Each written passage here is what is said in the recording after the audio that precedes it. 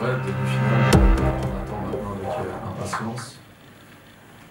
On sait que ça va être un match difficile contre cette équipe de Côte d'Ivoire qui a de très bons joueurs. Ça n'a pas été facile d'arriver jusque-là, même si les résultats qu'on a fait jusqu'à présent ont été avec des scores assez amples. Mais bon, c'est un travail d'équipe, c'est un travail qu'on a fait maintenant depuis un an de préparation. Maintenant, on arrive à cette demi-finale et on sait que quand il y a des demi-finales, c'est généralement les 4 équipes qui sont sur la fin sont les meilleures équipes, sont de grandes équipes. C'est le cas. Maintenant, on va se concentrer, on est déjà concentré depuis la fin du match de l'Afrique du Sud et prêt pour affronter les éléphants de la Côte d'Ivoire. Merci beaucoup, coach. Ilyes. Alors, c'est vrai que en niveau de formation de football francophone, Magouti, pour moi, il est meilleur. Donc on voit d'ailleurs le dernier carré, il y a plus d'équipes qui sont formées, on va dire francophones, même si qu'un arabe. Mais bon, qui a une bonne formation d'abord أي دولة ديال l'Afrique. كلشي كيخدم مزيان، كلشي عندهم دي بون ستاف، كلشي كيكون اورغانيزي كيخدم على النتيجات في les différentes compétitions اللي كيكونوا soit continentales ou intercontinentales. Bon, ça fait plaisir que encore une année de plus كنكونوا في le dernier carré. D'abord l'année dernière, il y a 2 ans, le coach Shiba est arrivé en finale. Il avait fait une très belle CAN aussi, dans des conditions qui n'étaient pas faciles. Aujourd'hui, on a la chance qu'elle et c'est vrai que c'est un plus, mais bon, après, c'est des années où que le football francophone va être devant, l'année prochaine ce sera autre chose, mais je pense que dans ces catégories d'âge, il n'y a pas de vérité. Il n'y a pas de vérité parce que c'est un âge où c'est des adolescents. غادي تشوف واحد الماتش كيكونوا في واحد المستوى كبيره بزاف والغد كتشوفهم كتقول qu'est-ce qui se passe. Ça fait partie de leur formation, خصهم يربحوا خصهم يخسروا باش يتعلموا باش من يوصلوا في les catégories supérieures. عندهم كاع داك لو باغاج ديال la défaite, de pas jouer, de gagner. Mais خصهم يتعلموا من دابا comment il faut gagner avec les équipes africaines qui sont très difficiles à jouer. Mais bon, voilà. En ce qui concerne sur la finale, c'est ça. Peu importe qui on va jouer en finale, si on arrive déjà à battre cette grande équipe de Côte d'Ivoire, حنا واجدين على كل شيء. خدمنا كاع les scénarios, que ça soit contre l'équipe de la Côte d'Ivoire ou après. Mais moi je pense qu'il faut déjà se concentrer sur ce match de Côte d'Ivoire parce qu'il va être très très très difficile. On a beaucoup de respect pour cette équipe, comme eux, je pense qu'ils ont beaucoup de respect pour nous. Mais bon, voilà, que le meilleur gagne et qu'il y ait un bon spectacle et que surtout qu'on prenne du plaisir à voir du bon football.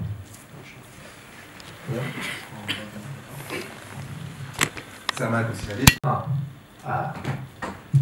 Déjà qu'on ait joué 3 matchs sans prendre de but, je pense que c'est une bonne prestation. C'est vrai qu'on n'a pas voulu prendre encore ce but contre l'Afrique du Sud, mais bon, l'Afrique du Sud, plus la compétition avance, plus c'est difficile de ne pas prendre de but. Là, on en a pris un sur une situation où, si je me rappelle bien, c'était une action pour nous sur une contre-attaque, un centre de notre latéral qui a failli terminer par un but. Sur une transition, l'Afrique du Sud renvoie rapidement le ballon vers l'avant et arrive à marquer sur une faute d'attention. Ça n'a pas été une faute technique, je pense que c'était plus un manque de concentration. Nos joueurs qui étaient en train de regarder cette action qui était pour nous, voir si on allait marquer. Ensuite, une faute de marquage offensif. On connaît la force de cette équipe d'Afrique du Sud qui nous a fait mal sur un but. Mais bon, après, le plus important, c'est qu'après, nos joueurs n'ont pas baissé les bras. Et on a marqué rapidement après 2 buts successifs je crois en 1 minute. Et c'est ce qui a tué le match.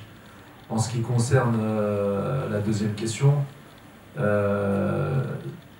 les joueurs, il faut qu'ils comprennent que quand ils font un bon match, il faut l'oublier, surtout dans des compétitions où tu veux arriver très loin. Comme on dit, le football n'a pas de mémoire. Ce que tu as fait hier, c'est passé. Maintenant, ce qu'on attend, c'est ce que tu vas faire aujourd'hui, c'est ce que tu vas faire demain. Donc il faut qu'ils se concentrent rapidement sur le prochain match, la prochaine échéance, pour se concentrer le maximum possible sur ce qui arrive, parce que jouer une demi-finale de Coupe d'Afrique, c'est pas tous les ans qu'on va le faire, même si c'est la deuxième année consécutive, mais avec différents joueurs. L'année prochaine, ils passeront sur des catégories supérieures. Il n'y aura pas de compétition pour eux pour la Coupe d'Afrique, à part s'ils jouent avec les U20. Donc voilà, il faut qu'ils savourent le moment, qu'ils donnent le maximum, ne pas avoir de regrets, bien préparer la compétition, bien préparer ce match, bien récupérer entre les matchs, apprendre des erreurs qu'ils ont pu faire. Et puis à partir de là, je pense que jusqu'à présent, ils ont bien fait les choses. Ce moment, parce que en plus ils jouent dans leur pays, dans notre pays, donc il faut qu'ils savourent vraiment ces moments-là, que ça reste dans leur mémoire, qu'ils gardent les photos, qu'ils gardent les images, comme ça quand ils grandiront. Et... ouais, de toute façon, ils joueront après dans 45 000, 60 000 Inch'Allah en 2030.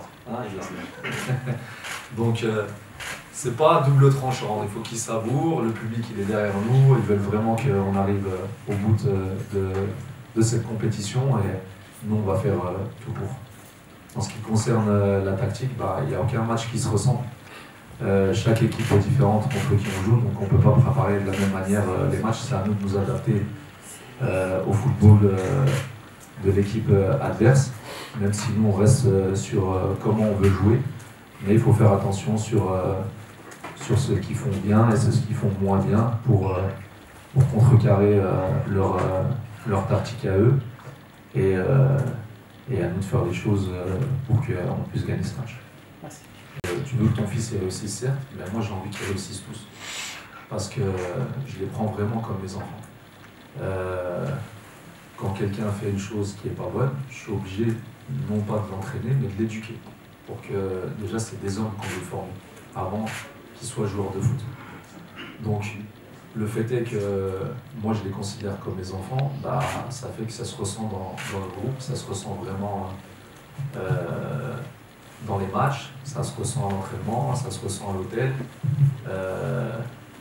Je ne parle pas à un joueur qui ne joue pas, par exemple, comme si je parle à un joueur, je lui parle comme si je parle à mon fils, lui faire comprendre pourquoi il ne joue pas, pourquoi il doit attendre, pourquoi il doit être patient.